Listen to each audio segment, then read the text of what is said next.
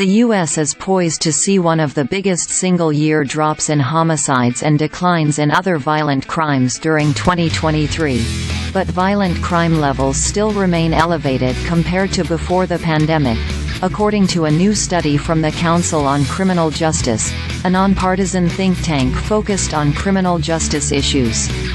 Not all of the report's findings were promising.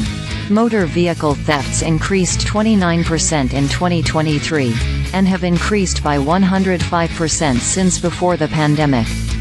That increase is likely driven, at least in part, by thefts of Kias and Hyundais, which were targeted after viral videos highlighted security flaws that made certain models easy to start without a key fob.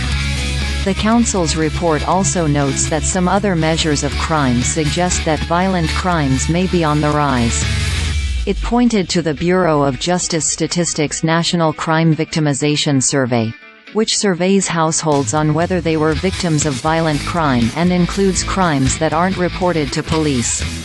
While FBI data of reported crimes showed decreases in aggravated assault and rape between 2021 and 2022, Victimization Survey responses suggested that violent crimes, rape, sexual assault, robbery and aggravated assault, had increased in that same time frame.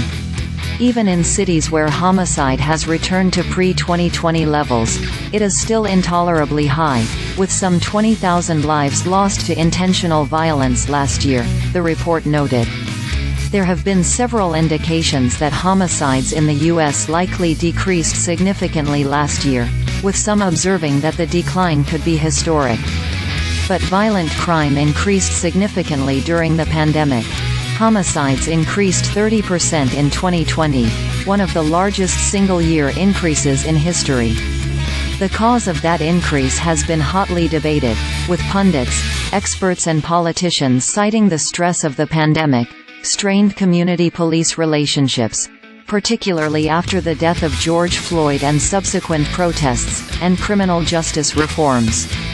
But some, like the Brennan Center for Justice, have argued that there's no simple explanation for the spike and have cautioned against blaming any specific policy or reform, noting that crime increased across multiple jurisdictions, regardless of size or political leaning, suggesting broad societal factors were at play.